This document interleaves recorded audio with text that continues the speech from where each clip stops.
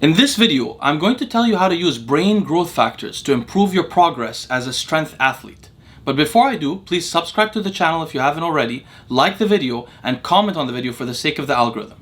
Now let's get started. The product cerebralin is a purified extract of brain growth factors from the brains of pigs. Its use has never been associated with prion disease, before you ask, and I have a video covering in detail the research on cerebralin. If you haven't watched that video already, close this video, watch that one, just search cerebralin, Leo and longevity, you'll find the video, and come back when you're done. When I learned of the power of cerebralin, I quickly became curious about whether it may improve progress for strength athletes that are working at the edge of their nervous system's efficiency.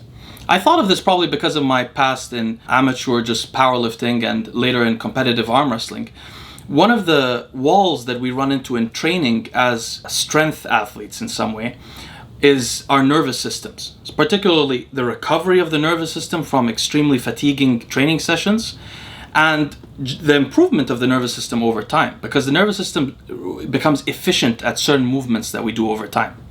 Because cerebralin has such a regenerative effect on the nervous system, I imagine that it could at least improve recovery from strength sport training activities. But even more interestingly, I thought that it may be able to improve supraphysiologically our nervous system's activity. Since trialing cerebralin myself, and in particular because I've been going to the gym recently, not that seriously, but I'm able to see some effects of the cerebralin, I've noticed some effects that are consistent and that other people who have also tried cerebralin recently commented on as well. First of all, from the research we know two interesting things. Cerebralin raises IGF-1 levels in all studies that tested for IGF-1, in children, in adults, in rodents, and so on. Second, cerebralin consistently lowers inflammatory markers in studies, including tumor necrosis factor alpha. This is interesting because it means that in some way cerebralin is reducing the activity of the immune system, and in particular pro-inflammatory components of the immune system. Inflammation is necessary to the recovery from training, but chronic inflammation harms recovery. Now let me take you through a list of some of the effects that I've noticed while trialing cerebralin while lifting weights. First of all, a great improvement in sleep quality and duration. Cerebralin's effect on sleep feels somewhat similar to the effect of growth hormone. And as we know from a video I did before, growth hormone seems to reduce sympathetic innervation, meaning it reduces the likelihood of our nervous system to be in that fight or flight state that keeps us up at night. Cerebralin seems to have a similar effect, which makes sense because neurogenesis in general also has a similar effect. Second, fascinatingly, cerebralin does not have an acute negative impact on strength. So for example, if you take something else tranquilizing, like a benzodiazepine, in order to make yourself sleep better, you may find that the next morning you're a little bit weaker. The same may happen if you're using marijuana, for example, or any other kind of tranquilizing drug that you're not very used to. Cerebralin, interestingly, doesn't have this effect. While it calms the system down, I noticed absolutely no negative impact on my lifts while taking major doses like 10 milliliters a day of cerebralin. Third, I noticed that cerebralin has a synergistic effect when combined with MK677 or growth hormone, both in terms of the aesthetics as well as in terms of recovery. And this is a little bit interesting. I should comment on this briefly. So as you guys know, MK677 and growth hormone will make you retain more glycogen in your muscles due to water retention, extracellular water retention. I think that cerebralin has a similar effect.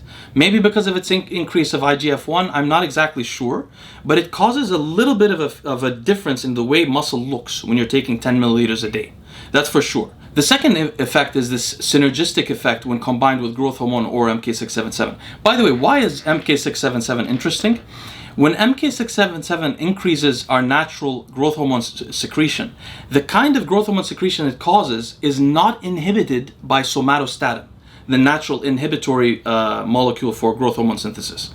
On the other hand, if you inject growth hormone, you could potentially have somatostatin rise and lower your natural growth hormone production. That's why there's so much synergy in adding MK677 or another ghrelin analog to growth hormone treatment. But in either case, I tried both. I was using a little bit of growth hormone because of my finger. I damaged my finger.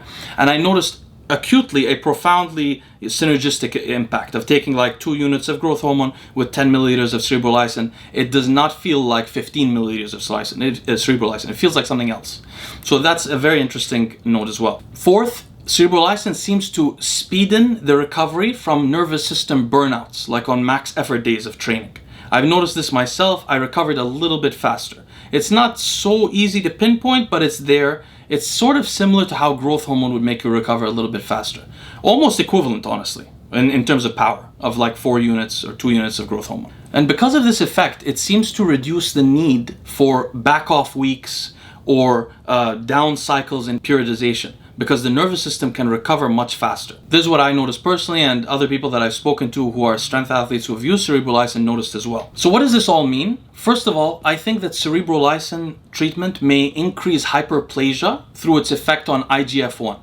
So it could potentially cause you in the long term to be bigger because of the effect on IGF-1. Second, I believe that cerebralin treatment can greatly improve nervous system strength if used over a long period in strength athletes off seasons. Third, I believe that cerebralin can improve recovery in athletes because of its impact on sleep and because of its impact on chronic inflammation, which it consistently reduces, as I said, across studies. How valuable is it really? I think cerebralin at 10 milliliters a day or 5 milliliters a day, with maybe a couple of days off a week, is at least as valuable as MK677 for a bodybuilder or powerlifter, and potentially as valuable as growth hormone is for a powerlifter, or more valuable, honestly.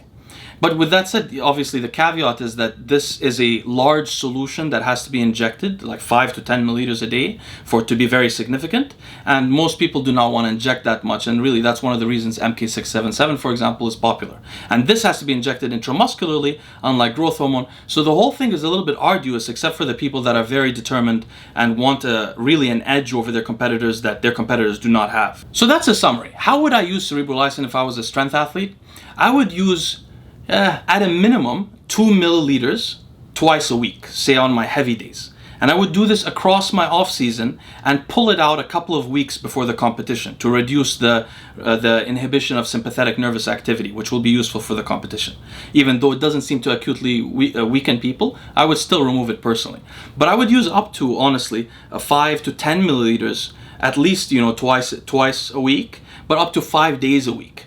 I noticed the greatest impact from cerebralin when I used at least 5 milliliters a day, at least 5 days a week. When I did so, and by the way, it builds up. So if you use like 10 milliliters 5 days a week for 3 weeks, after that you could maintain it with a lower dose. You can maintain the neurogenesis and the growth and all that kind of stuff.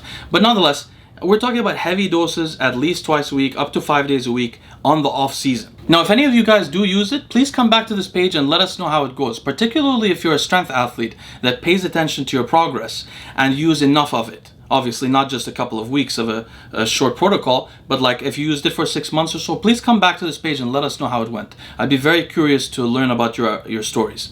Anyway, guys, thank you so much for bearing with me, and I'll see you next time.